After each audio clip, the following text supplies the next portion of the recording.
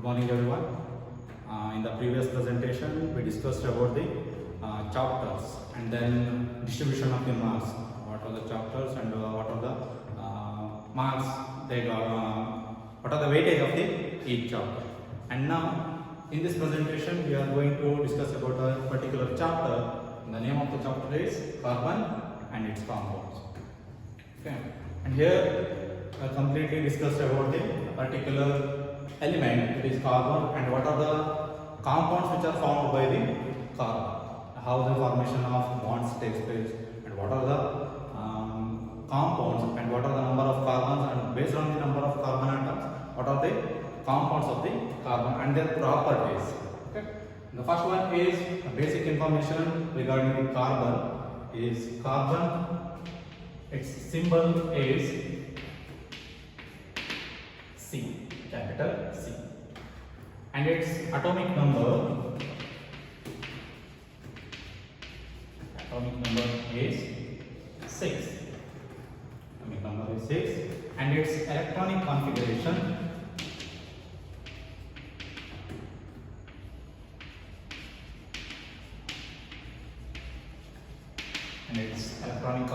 is 1s2, 2s2 and 2p2. Total here 6 electrons are there, and 6 electrons are distributed like this: 1s2, 2s2, 2p2, 2 plus 2 plus 2. Total 6 electrons. And next, how many valence electrons are present in a carbon? How many valence electrons? Valence electrons means the electrons which are participated in the chemical reaction, or the electrons which are present in the outermost shell. And here there are 4 valence electrons. Okay. How you know? Because here K shell consists of 2 electrons and L is the 4. The outermost electrons, the electrons which are present in the outermost shell is total 4. So the valence electrons 4. And next, valency. What is the valency of the carbon? The valency of the carbon is again 4. Because you know why the valency of the carbon is 4? Because the carbon lies in between the helium as well as the neon. Helium and neon are the noble gases.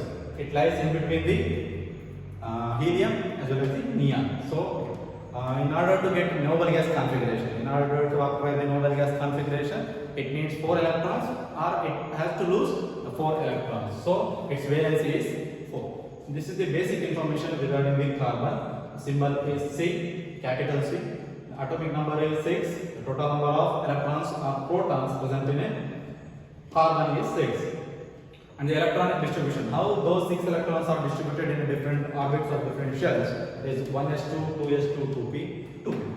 And next, valence electrons 4, the valence is 4. This is regarding the basic information. And next,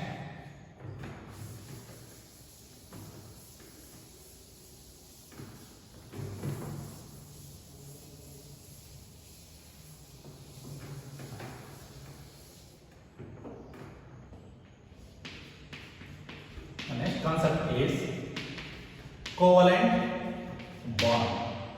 What is this covalent bond? How the formation of covalent bond takes place in the carbon and its compounds. Okay. Covalent bond means a bond which is formed by the sharing of electrons between 2 elements or 2 atoms. Sharing of electrons between the 2 atoms. The bond which is formed by the sharing of electrons between the 2 atoms. Here, covalent compound is found in the carbon containing compound. So one of the atom is carbon, and remaining one is hydrogen, or in some rare cases is oxygen. Covalent bond. Then how the formation of covalent bond takes place? How the formation of covalent bond takes place in between the carbon as well as the hydrogen. Okay, in the previous concept we discussed about the valency. Valence electrons in a carbon is 4 because it lies in between the helium 2, the neon 10. Both helium and neon are the noble gases. It lies in between the helium and the neon, carbon. Okay. In order to get the noble gas configuration, either helium configuration or neon configuration, there are two possibilities are there. Okay. In order to get the noble gas configuration, the possibilities for the carbon is, first one is by losing 4 electrons. First possibility is by losing 4 electrons. If carbon lose 4 electrons, automatically it get a helium configuration. And second chance is by gaining 4 electrons. Second chance is by gaining 4 electrons. If carbon gains 4 electrons again, then it gets neon configuration. Then it is become stable. So these are the two possibilities for the carbon to get the stable configuration, that is noble gas configuration. But here the two possibilities are more complex. Okay, they are quite difficult. Why? Because in order to lose the 4 electrons, already carbon consists 6 electrons. In order to lose 4 electrons, it needs more energy.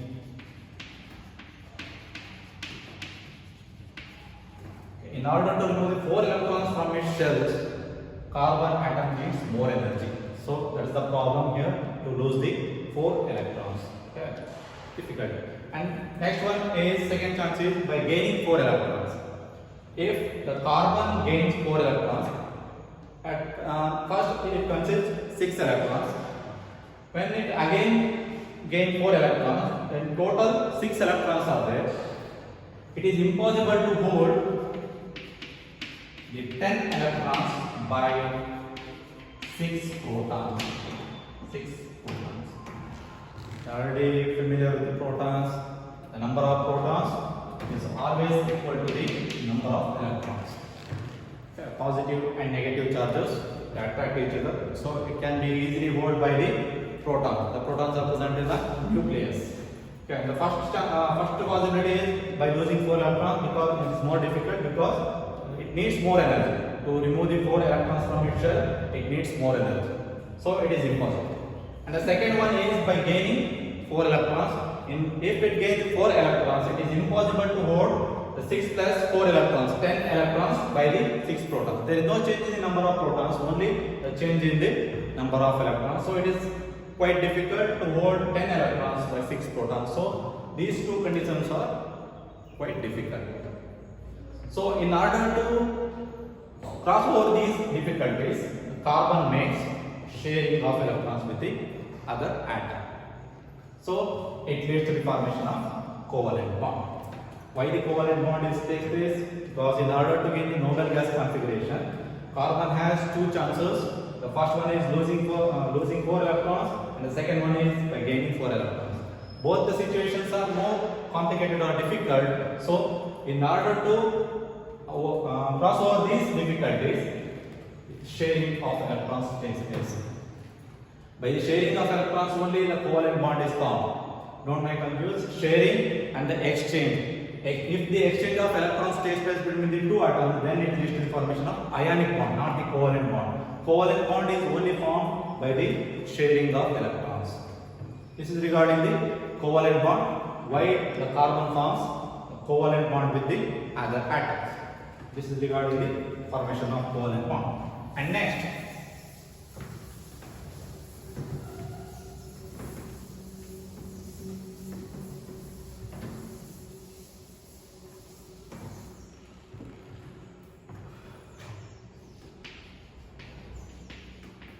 organic compounds. Organic compounds. In the higher studies, we are going when you read in the pure level. Okay, there is a particular part in the chemistry, that is organic chemistry. That organic chemistry is completely related to the organic compounds. Organic compounds is nothing but the compounds which consist the carbon. If the carbon is present in a compound, it is organic compounds. A branch of chemistry which deals with the organic compounds, it is organic chemistry. Organic chemistry. So there is a particular separate branch in the chemistry regarding the study of organic compounds. Organic compounds is nothing but the compounds which consist carbon. Okay, they are called organic compounds. The study of the organic compounds is organic chemistry. Okay, this is regarding the organic chemistry. And next, properties.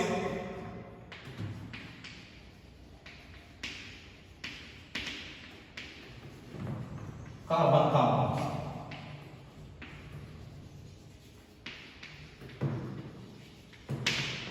Properties of the carbon compounds. Here, mainly there are three properties. The first one is catenation.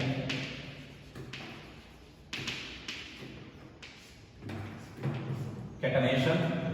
And the second one is tetravalent,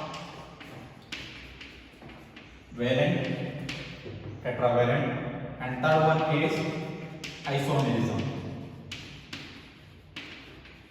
Okay, these are the three properties of carbon compounds. The first one is catenation, tetravalent, and then isomerism. Then what is catenation? Okay, catenation is nothing but chain forming ability.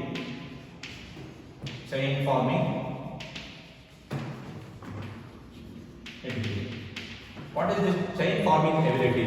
Carbon has a capacity to form a bond with the other carbon atoms, the other atoms. It forms a chain, and this property is catenation. And this catenation leads to the formation of large number of compounds. So, the organic compounds. The large number of compounds is nothing but the organic compounds are formed. As the number of carbon atoms increases, the new compounds are formed. So that is catenation. And next one is tetravalent. Tetra means 4, valent is 4 valent electrons. Okay. Here, carbon has 4 valence electrons. That is tetravalent. And next one is isomerism. Here, the organic compounds having same molecular formula.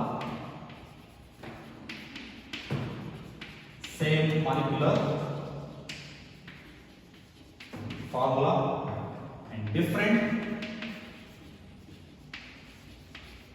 structural formula.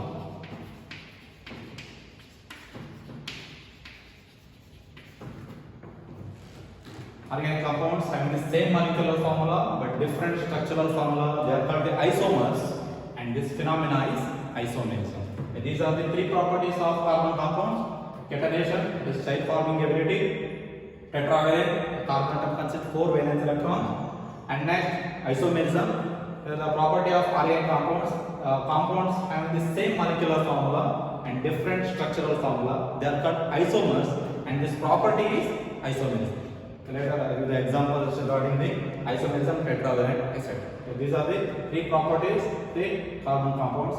And this question is asked for 3 marks. Okay, this is important one.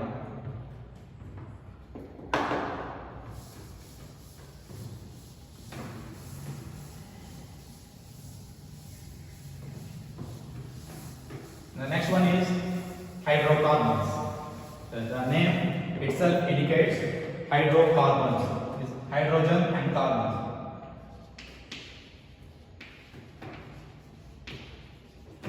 Hydrocarbons. Here the compounds are made up of mainly hydrogen and carbon, rarely oxygen. And here the classification of hydrocarbons is as follows. Hydrocarbons is mainly classified into 2 groups, that is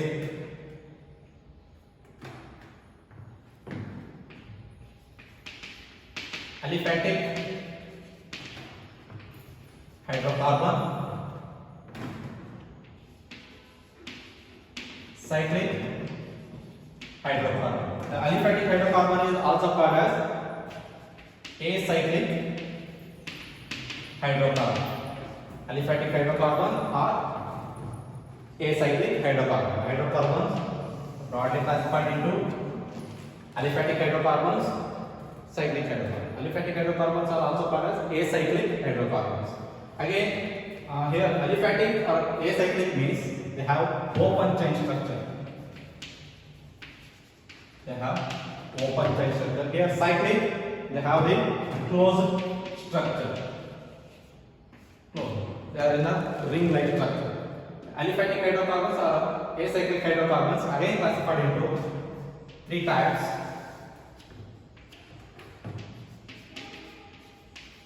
alkanes, alkenes, and alkynes. Acyclic hydrocarbons, that is hydrocarbons with open chain. They are classified into three types: alkanes, alkenes, alkynes. And again next, cyclic hydrocarbons are again classified into two types: is alicyclic hydrocarbon and aromatic hydrocarbon.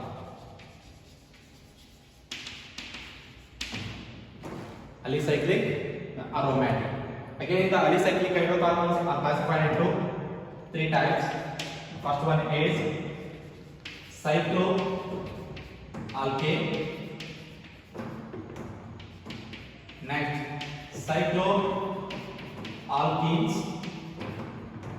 And next one is cycloalkynes.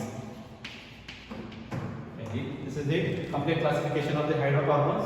The hydrocarbons are basically classified into two types: is aliphatic hydrocarbons or acyclic hydrocarbons. They have the open chain structure. And next, cyclic hydrocarbons. They have closed ring structure. And aliphatic hydrocarbons again classified into three types: alkanes, alkenes, and alkynes. And cyclic hydrocarbons, they are classified into alicyclic and aromatic hydrocarbons. Again, the alicyclic hydrocarbons are classified into cycloalkanes, cycloalkenes, and cycloalkynes. And here for your syllabus, we have a complete classification regarding the aliphatic hydrocarbons or acyclic hydrocarbons. And here in closed structure, we have cycloalkanes, the examples regarding the aromatic hydrocarbons. Here cycloalkenes and cycloalkanes are not for your syllabus. This is regarding the hydrocarbons. In this presentation, we discussed about the basic properties of carbon, and then what are the properties of the carbon compounds, and then the classification of the hydrocarbons. In the next presentation, we are going to discuss about the alkanes, alkenes, and alkynes, and how to write the molecular formula, and how to write the structural formula. And whatever the doubts you have regarding this presentation, you can discuss in the group itself. Okay, thank you.